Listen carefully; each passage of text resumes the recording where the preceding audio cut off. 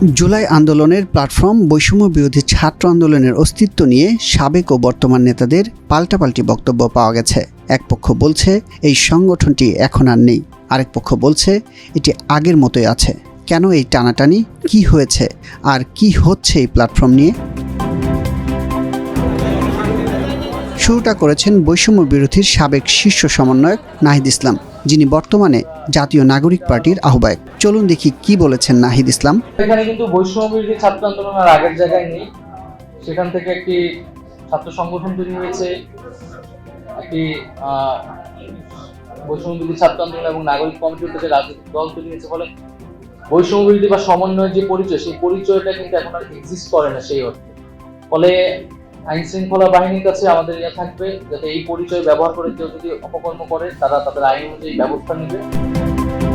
নাহিদের এই বক্তব্যের প্রতিক্রিয়া জানিয়েছেন বৈষম্য বিরোধী ছাত্র আন্দোলনের মুখপাত্র উমামা ফাতেমা। তিনি ফেসবুকে এক স্ট্যাটাসে লেখেন, বৈষম্য বিরোধী ছাত্র আন্দোলন প্ল্যাটফর্মটি বিলুপ্ত করার কোনো সিদ্ধান্ত হয়নি। বৈষম্য বিরোধী ছাত্র আন্দোলনের অংশীদার ছাত্রদের সবাই নতুন রাজনৈতিক দল বা নতুন ছাত্র সংগঠনে যুক্ত হয়নি। অংশীদারদের আলোচনা ছাড়া প্ল্যাটফর্মটি বিলুপ্ত হবে না, তাই বিভ্রান্ত না হওয়ার অনুরোধ রইল।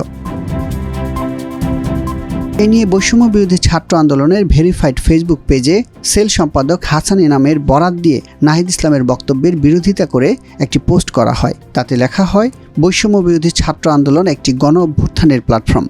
জুলাই ও আগস্টে বিভিন্ন ধর্ম, বর্ণ ও রাজনৈতিক মতাদর্শের মানুষ এখানে সমবেত হয়েছিল। এই গণ অভ্যুত্থানের স্মৃতি ও অভিজ্ঞতা সংরক্ষণ এবং জুলাই গণ অভ্যুত্থানের আকাঙ্ক্ষা পূরণের লক্ষ্যে এই প্ল্যাটফর্ম রাজনৈতিক বিভেদের ঊর্ধ্বে থেকে কাজ করবে। জুলাই গণ অভ্যুত্থানই হবে এর প্রধান কর্মক্ষেত্র। জুলাই গণ অভ্যুত্থানের চেতনা সমুন্নত রাখার জন্য বৈষম্য বিরোধী ছাত্র আন্দোলন একটি বুদ্ধিভিত্তিক এবং অরাজনৈতিক প্ল্যাটফর্ম হিসেবে কাজ করবে। জুলাই গণহত্যার ন্যায় বিচার নিশ্চিত করার লক্ষ্যে এটি সার্বজনীন জনমত গঠনে ভূমিকা রাখবে। বৈষম্য বিরোধী ছাত্র আন্দোলনের পেজে ওই পোস্টের নিচে বেশ কয়েকজন কমেন্ট করেন। এতে ছাত্রদের এই সংগঠনটির প্রয়োজনীয়তা তুলে ধরেন অনেকে। তাতে কাইসার নামে একজন লেখেন, বৈষম্য বিরোধী ছাত্র আন্দোলন প্ল্যাটফর্মটি অবশ্যই জরুরি, কারণ সবাই রাজনীতিতে স্বাচ্ছন্দ্য বোধ করেন না।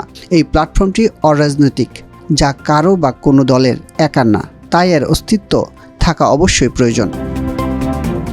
শাহিন আলম বাবু নামে আরেকজন লেখেন, বৈষম্য বিরোধী ছাত্র আন্দোলন একটি গণ অভ্যুত্থানের প্ল্যাটফর্ম। এই প্ল্যাটফর্মটি নিরপেক্ষভাবে চলবে, সকল সিন্ডিকেটের বিরুদ্ধে লড়াই চলমান রাখতে হবে। একমাত্র এই প্ল্যাটফর্মটির নামেই সকল রাজনৈতিক দল মত নির্বিশেষে একত্রিত হয়েছিল। তবে এই বৈষম্য বিরোধী ছাত্র আন্দোলনের নামে কেউ অপকর্ম করে বিতর্কিত করার চেষ্টা করলে তাদেরকে কঠিন বিচারের আওতায় আনতে হবে। মোহাম্মদ এমাজ নামের আরেকজন ফলোয়ার কমেন্ট করেন, এই প্ল্যাটফর্মটি বিলুপ্ত করা উচিত না। আমরা যারা কোনো রাজনৈতিক দলের সাথে যুক্ত না, আমরা তাহলে কি করব? তাই আমরা চাই বৈষম্য বিরোধী ছাত্র আন্দোলন অরাজনৈতিক প্ল্যাটফর্ম হিসেবে কাজ করুক। সম্মিলিত সাধারণ শিক্ষার্থী ইসলামী বিশ্ববিদ্যালয় নামে একটি পেজ থেকে কমেন্ট করা হয় পোস্টে।